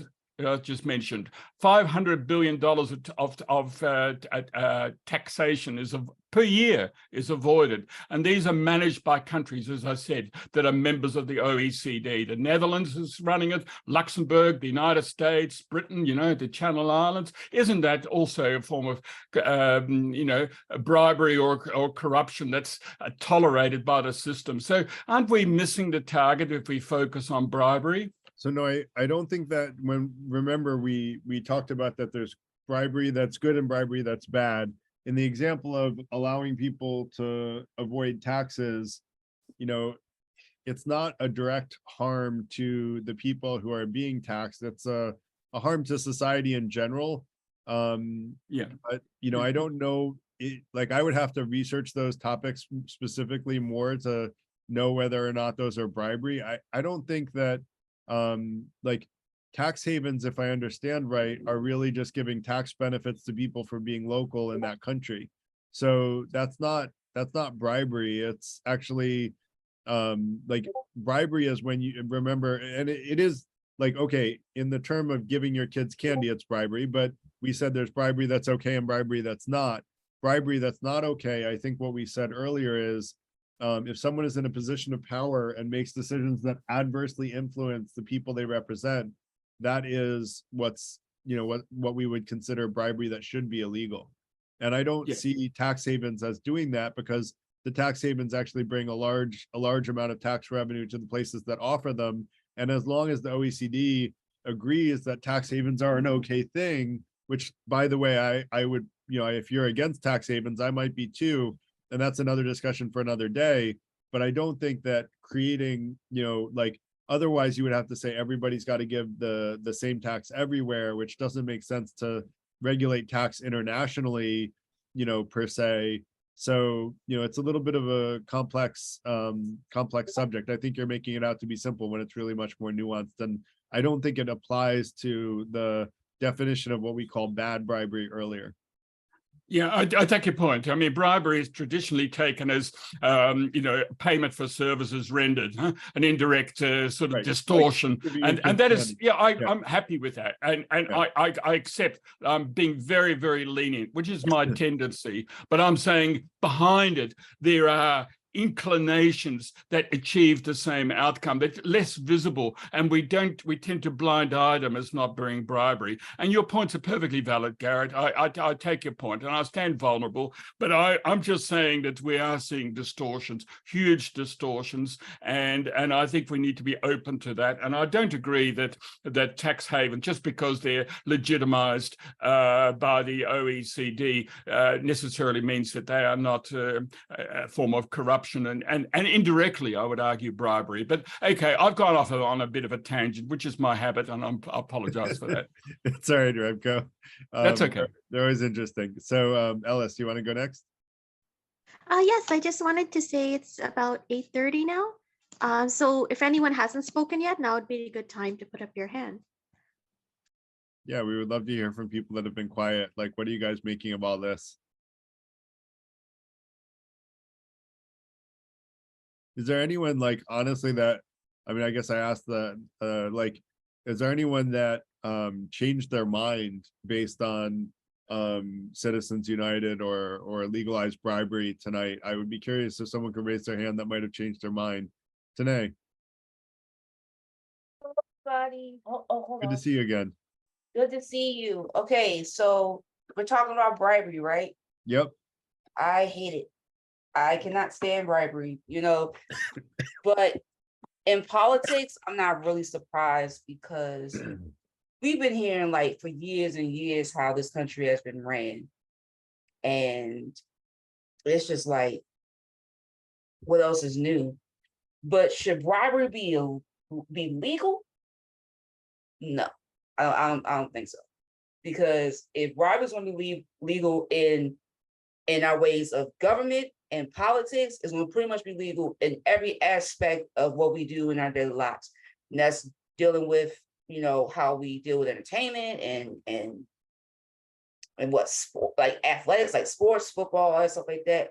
You know, because if you can bribe a football coach, or if you can, I'm not even gonna say it, if you can bribe a boxer into taking a dive for a certain amount of money, what makes you think a politician won't take a bribe just to drop out of a campaign? But making it legal, you just giving somebody a free pass to do some pretty sick stuff. And then, you know, that's just my opinion. Thanks. Thanks, Tanae. And yeah, I guess you know, I hear you in saying that you're not surprised, but I would argue we need to be outraged, angry, and shocked, and take action to spread the word to everybody else to say, hey, this is a problem. It's a problem that most people don't know about, quite frankly. I don't know how many people knew that bribery was legal before they came to this event. I would love to hear from some people that did not know that bribery was legal before they came to this event and learned that tonight, if there is anyone. I would love to hear if anyone learned. Either feel free to write it in the chat if you don't want to raise your hand, but if anyone learned that bribery is actually legal in the US tonight, I would love to hear that. Hold up, before anybody speaks. Yeah, go ahead, Tanae. Yeah, before anybody speaks, I just want to say I'm just as outraged about bribery as like the next man.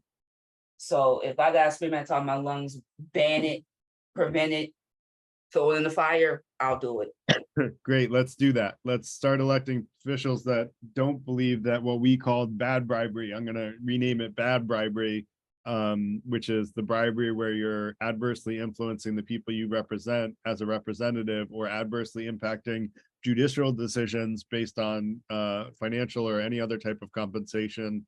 You know, if we call that bad bribery is what to me should be illegal. You know, bribing your kids with candy should be a-okay. That said, Courtney, go ahead. Thanks, Tanae. Remco gave himself short shrift, I think. He gave himself short shrift. His his comment about, but by focusing on bribery, we're missing the larger point, I think was quite pertinent too. It was just as pertinent as Jeffrey's comments on power. It really does come down to this innate quality of human beings to want power, right? And there's also an innate quality of human beings who have power to use that power to get things that they want. Now, you can call it bribery, you can call it corruption, but I think that if you really want to solve this issue, like if you really want to get down to making our governments much more transparent, what you have to do is you have to remove the incentive for garnering more power, at least in this arena, more political power. Like you have to make it so that running for office is maybe like the ostraca, like the Greeks did it. Everyone participates, you all pull your lots, and this is what you do administratively. You know, like I don't see you getting rid of bribery, Garrett. Like I don't see us voting people into office who start off being clean and then, you know, staying clean the whole way through. I don't see that. And I also don't see the human tendency towards bribery and towards power. I don't see that ever going away. I think that's just a part of people. So I do think we all have an inherent desire to have some influence over our lives, right? Which is power and you know, power over our own lives and what happens to us. And what I'm trying to do is appeal to the individual desire for power of the common person who's a voter and tell them, look, vote into positions of power, people who will empower you rather than people who will empower themselves and enrich themselves. And if you think that there is no such person, Courtney, you would have to argue that absolutely 100% of politicians are 100% greedy and that there's no possible exception to that, which I don't think you would argue. And as far as removing the incentive to garner more power, I agree with you. And that's exactly what I'm trying to do.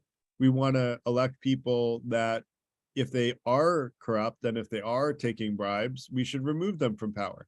And we should use our still capable ability to vote in place representatives who are more resistant to bribery.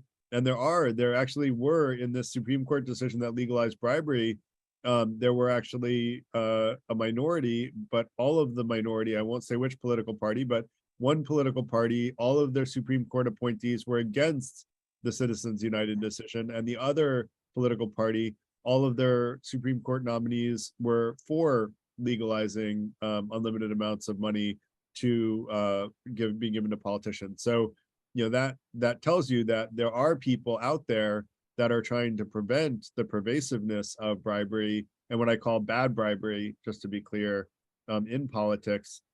As far as putting all your lots in politics, there's a great episode.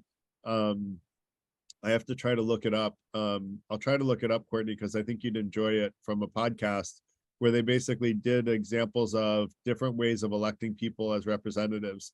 And what they found is that constituencies, they used examples in schools and stuff for like people voting for class president. And what they found is that literally choosing lots randomly about who would be in the positions of power did better than the typical election process, which is more or less a popularity contest. And the truth is, randomly selecting people was better. And so you're actually onto something there, Courtney. And I'm not saying that that's the answer. I actually am a fan of force ranked voting, which I think actually, now that I remember it, is what Represent Us is about, is force ranked voting.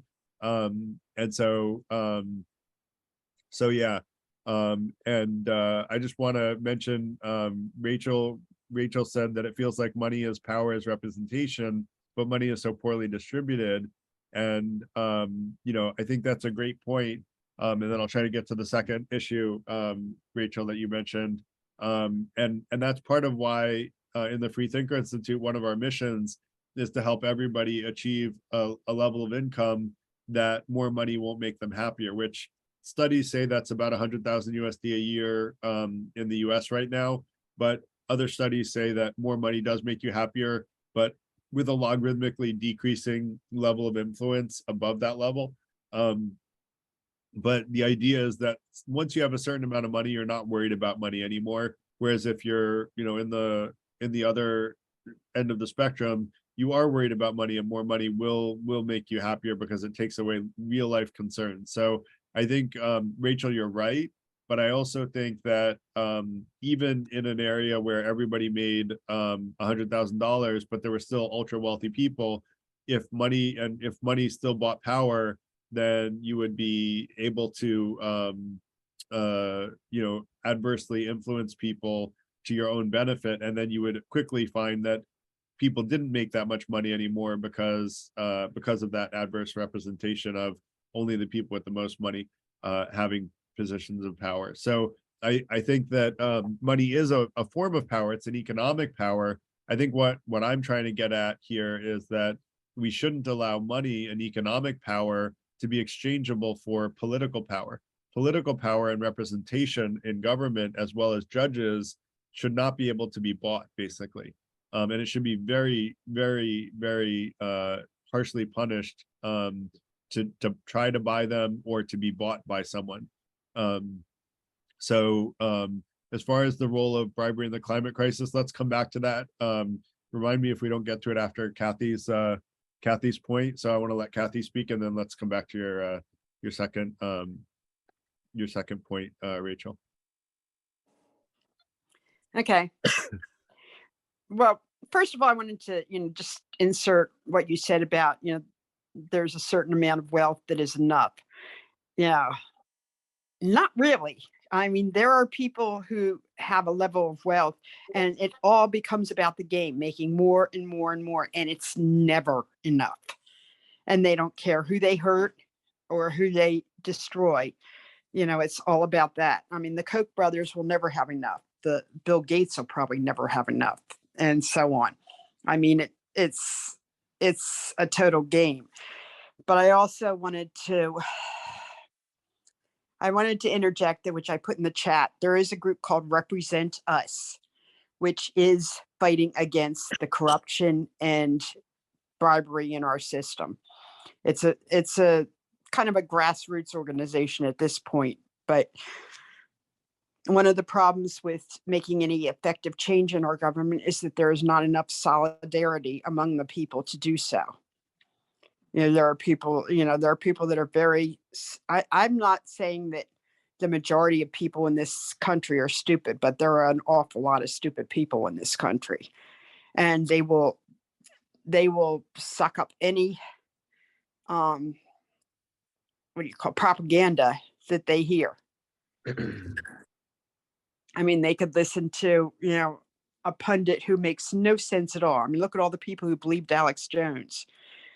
And sometimes I think there should be an IQ test to vote, but of course that would depend on who was administering the test. That's the problem with the idea. Into a gray zone, right? But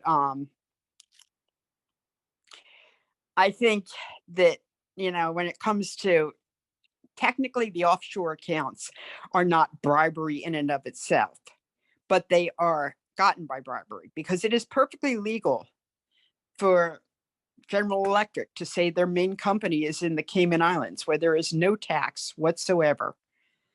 And they get away with that, and they pay no taxes. And this is because of contributions that they give their senators and congresspeople, and then they pass these laws. It used to be that our tax laws were like one volume. Now they're like, from what I understand, they could fill an entire bookshelf. And there's all kinds of, for the very wealthy, there's all kinds of tax breaks that are perfectly legal, but if we were to go over them with a fine tooth comb, I don't think most of us would find them terribly ethical.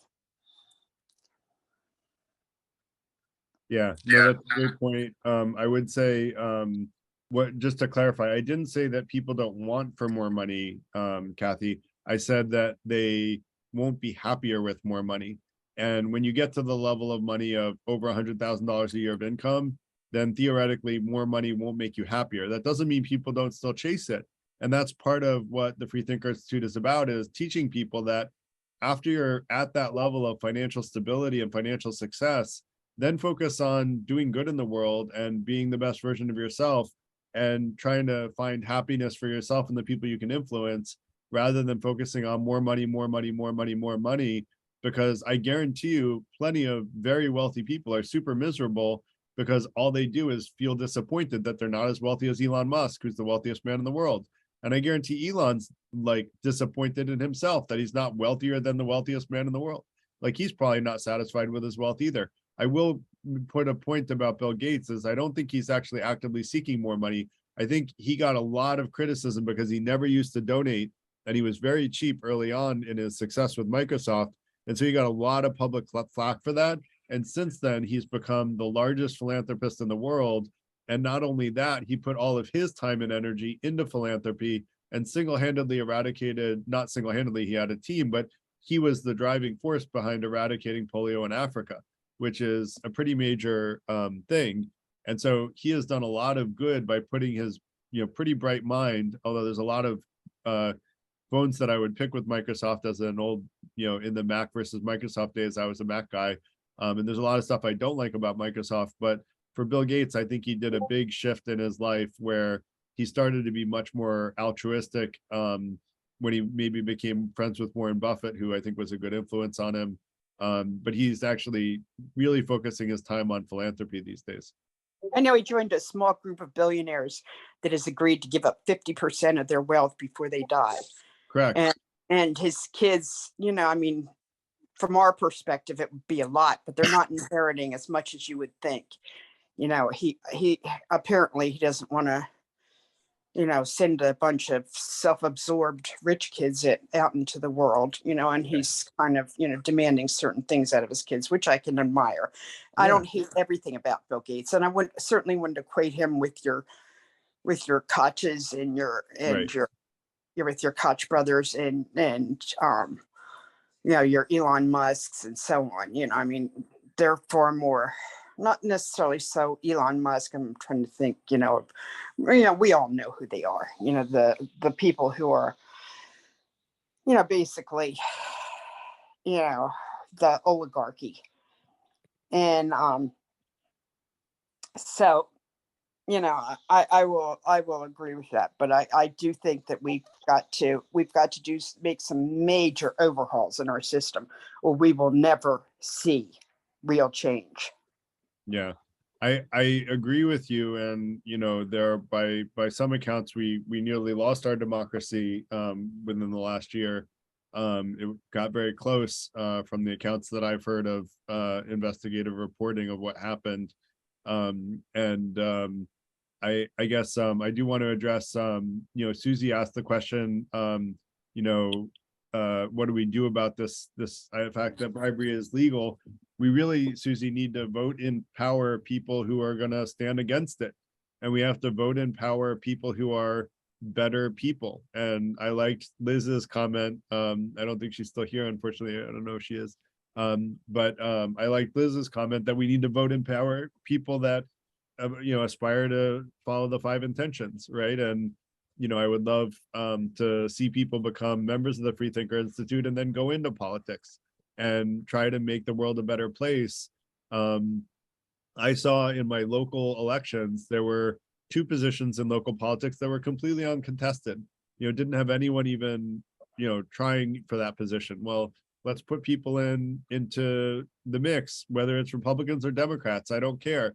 I just want people that, for me, I'm an independent. Like, I'm not politically loyal at all, but I do think that that bribery should not be legal, and we should vote in place Republicans and Democrats that say that bribery should not be legal and put into positions of power people who say that bribery is wrong, like bad bribery, what we call bad bribery is wrong. So I did want to get to Rachel. Well, let me let Ocean go, and then we'll go to Rachel's question about how can we talk of the role of bribery in the climate crisis. And Rachel, if you're open to like expanding on that, I would love to hear what your thoughts are around and Rachel, making education more accessible is near and dear, and part of the goal of the Freethinker Institute is to educate, right? And that's part of why we had the event tonight, is to educate people on the fact that bribery is legal. And many people don't know it. Apparently a lot of people here were well informed, but or just didn't speak up. But a lot of people don't know that. When I talk to people, even friends, they often don't know until I talk to them about it. So that said, I want to let Ocean go next.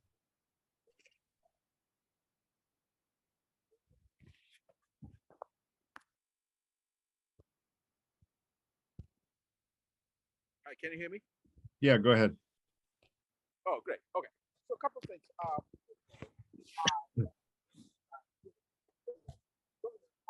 Now we can't hear you. Can you hear me? You're a little bit off. Okay.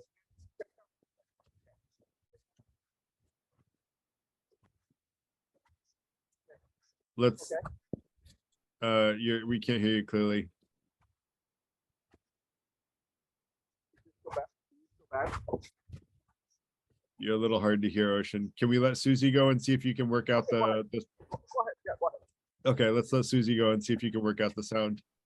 Yeah. Oh, hi. Thank you, Darren. I wanted to know if we are belong to the independent party, right? So how would you know which person is like good, so we can vote them in?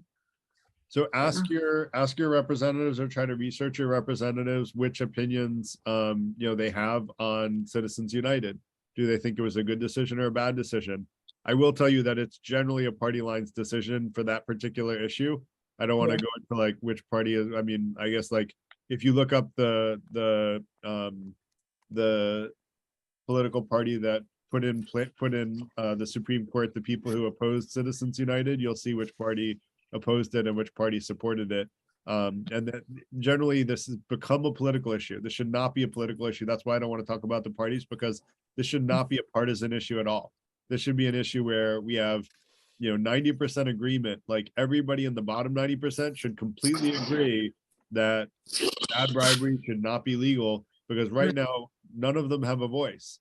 And I'm one of the few that does have a voice, but I don't think that's good. Like, I think that that's bad. It's unfair, right? And my values is I think that we should strive for fairness as society, and fair means everybody gets a voice in electing a representative that will represent everybody in the population for the common good.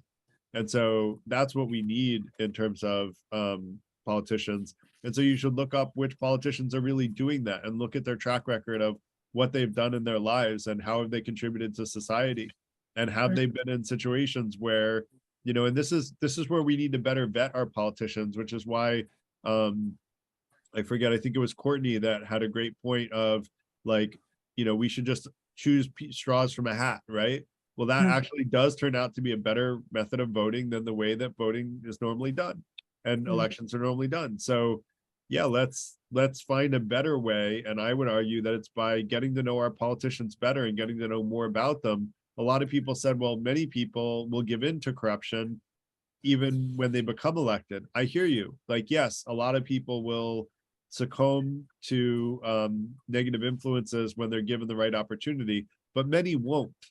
The question is, how do we vet people? How do we vet people and vote into power the people who won't give in, the people who will stand strong and stand against the death threats? And I'll give credit, Mike Pence actually, when there was a point where he was asked to break the tie to allow Trump to stay president, even though the election said that he was not elected president. And Mike Pence actually made the difficult decision, even as the vice president, to not cast that vote. Mike Pence got lots of death threats for him and his family for making that decision. So he had a lot of personal like harm that was he was risking by making that very difficult decision. But he voted his conscience, and his conscience says this election by all means was a fair election. And so he said it was a fair election. And if someone watching this video ever has a reason that it wasn't a fair election, I would love to hear what it is, because all the courts basically have thrown out the election meddling lawsuits because they said that there was no truth to the claims, even as they were stated. And so, and the courts are very conservatively biased these days. So that's a very interesting observation. It's a little bit hard at this point to think that the election was stolen when conservative courts threw out all the court cases challenging the election. So that said, Ocean, let's see if we can hear you better. Hold on. Yeah, can you hear me now? Oh, sorry. Can you hear me better? Sorry, Hold 1 second, Ocean, we can, but let's let Susie respond to that. Yeah. I wanted to know that my representative is good, but the system already established as it's considered bribery is a legal thing, So back to what we were discussing today, that we have to rise up and an effort to make it illegal. But my representative is for the workers, and is there because both parties, according to the way I see it and the way you explained to me, they are in that process. They are in the system, So the new thing is is it setting up a new party like independent party, like you said, right? Like get more people join in a party that they truly start fresh. Yeah, there are there is a movement by a group called Justice Democrats trying to sort of take over the Democratic Party from within. And so that's one that I'm familiar with, that they're basically trying to, remove a lot of established Democratic, values and put in new Democratic values. And so that's one, potential takeover that's being attempted. The other is about forced rank voting, which is actually where my support lies. I think we shouldn't vote for Democrat or Republican or one particular person. We should force rank vote whoever we want to vote for in political offices and say, this is my choice number 1, this is choice number 2, this is choice number 3. And a lot of countries do this, and even some states do this in their state elections. And what this does is it allows, I'm pretty sure some states do it in state elections. What this does, it allows third-party candidates to run without taking away votes from the party that they're closely aligned with, which is what historically happens when you get a third-party candidate that's very popular. They take away votes from the party they're closest aligned with, and then they do more harm than good. Whereas with forced rank voting, you could vote, let's say, Libertarian or Green Party as your vote number 1. Your vote number 2 could be Democrat or Republican. But in doing that, if your first choice doesn't win, your vote goes to your second choice. So your vote is never thrown away. So a lot of people say that voting for a third party throws away your vote, and right now it does, and it actually empowers the people that you're less likely to want to go into a position of power. Whereas with forced rank voting, that doesn't happen, and we can get away from having this duopoly of parties, which is not really very healthy. That said, did I answer your question, Susie? Oh, right. Yes. Thank you so much. Another thing, right? If they keep investigated the 2020 election, right? Why didn't they take a look at 2016? That's when they produced two. Garrett, I have to leave in 2 minutes, so can I make a few statements? I'm sorry. Yeah, but I will have that question, Garrett. Okay. Yeah, you can go ahead, Olsen. Thank you. Good seeing you. Yeah, Garrett, can you hear me better? Yes, Ocean. Okay, so yeah, I agree with this lady. I agree with this this lady. 2016, almost all the Democratic Party cried, whined that Trump stole the election, and there was a complete rigging in election. And in 2020, all of a sudden they flip-flopped, and they're saying there was a completely fair election. How dare you can doubt about American the election system? So they are playing double standards, and so I personally don't care. I'm apolitical. I used to be a Trump supporter, but no longer. People who own Trump family. I mean, take a look at who Trump filed 4 bankruptcies, and take a look at who actually bailed him out. Same people who own the Trump own the Clintons. So both parties, Republican, Democrats, they are owned by the exact same kind of people at the top. kind of the family, my Dave's family owned them basically. People at the top own everything. So that. And the other thing is, so I don't have any hope that I want to refute it right away. Yeah. And a couple of months ago, no, let me finish. I have to leave, 1 minute.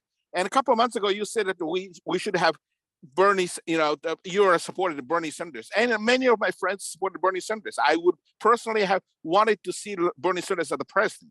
But if you do any research, Hillary Clinton illegally stole the votes from the Bernie Sanders. So Clinton was defeated by the Trump. Sanders could have been, if we had a fair election, Sanders could have been the president of the United States in 2016, but Hillary stole it. So what else can you do? I did actually fact check that because someone told me that. It's actually not true. Okay, that's okay. We can go back. I want to refute Ocean right away. Okay. Go ahead, Sean. First, and then number one, I'll refute the Hillary Clinton one after you're done. Listen, okay. Yeah, and then because our electoral college system.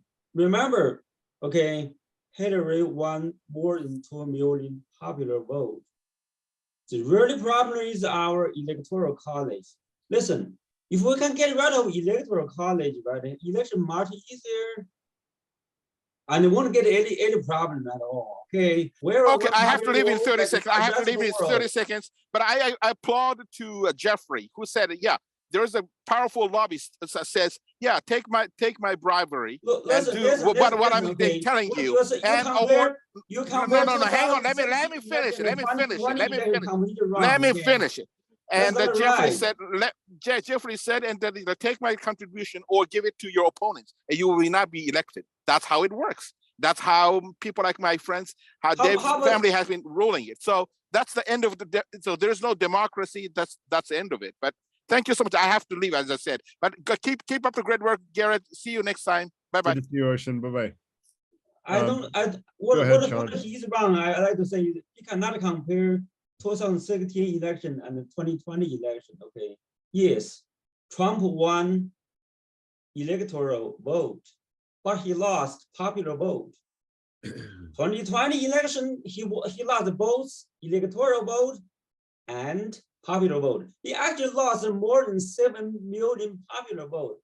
Okay, right. This is why I call him a sore loser.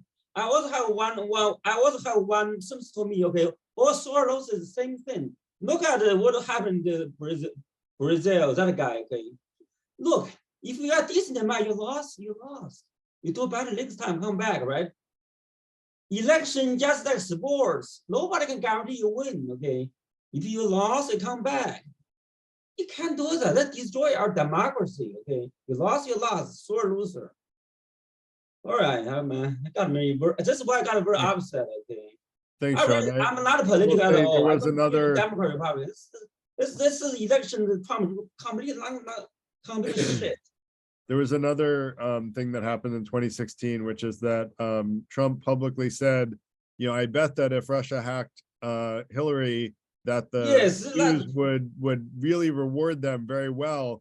And then Russia did actually hack Hillary. Yes, he asked Russian to hack it into democratic account. Right. Any decent people won't do that. You ask a foreign country to hack into your opponent's email account to help. That's a guy who's a con man, a sore loser, and a swindler. He just a liar. That's all. Okay.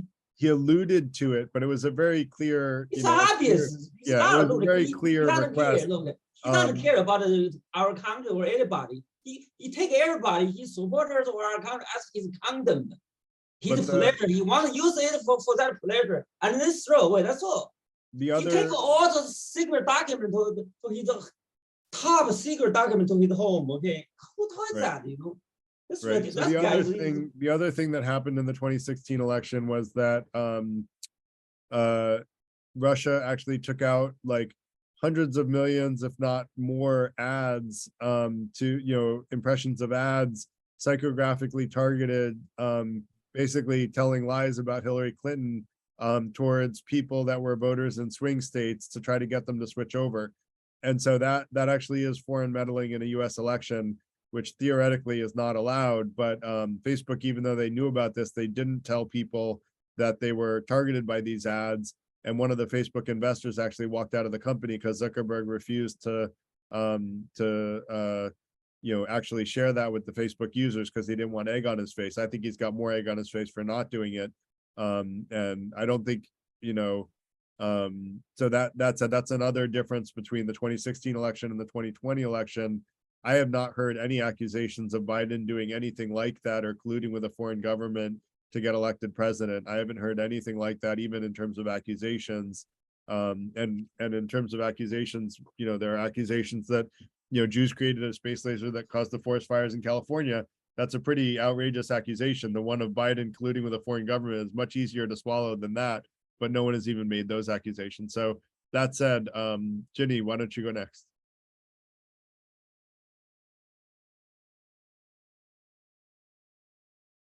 Sorry, you're on mute, Ginny. My question to everyone is, did everyone vote already? Because I voted 2 weeks I ago, voted. so good, that's good. And, I could go on and talk about Mr. T, but I shan't because that would get me very emotional. So anyway, thank you, Garrett, for this wonderful meeting that you gave us tonight. So thank you all for are you coming. having And one next? would love Are for you having people- one next week? We are doing one next week. I think next week is Enneagram, and let me pull up my sheet. Wait.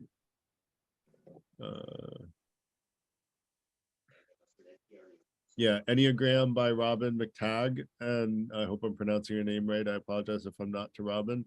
And then the week after that is Shamanism by another Garrett P. Jackson, and and so those are the next two events. We will have more fun stuff coming up. Would love to be in touch with you guys on Discord, and would love for everybody to consider, if you like the 5 intentions of the Freethinker Institute, becoming a member, where you can kind of have fellow Freethinker Institute members. There's no charge for being a member, where you can kind of incorporate the 5 intentions into your life, which start with being the best version of ourselves, seeking truth, and being fair. And we just help each other be better people, and that's what it's about. And help each other improve and achieve our goals. So anyone interested in that, Ellis posted the link. It should be in the online community. If it's not, I'll post it there as well. But just want to thank everybody for coming, for the really thoughtful comments, the very interesting conversation, for the passion. This is a passionate subject, so I appreciate everyone's passion, those who disagreed with me and those who agreed with me. Having passion is great, and it's also good to listen with an open mind and share transparently your beliefs. And I think a lot of people shared their ideas transparently today, and hopefully everybody listened with an open mind as well, because that's where we learn, is listening with an open mind. So, which is the second intention of the Freethinker Institute. So thanks a lot, everybody. Hope you all have a great rest of your night. Thank you, Garrett. Do you have a cold? I hope you feel do. better. Thank you. I've Yeah. had it for about a week. I'm hoping it's almost done. Thank you. So, Bye, guys. Bye-bye. Thank you. All right. Bye-bye. bye-bye.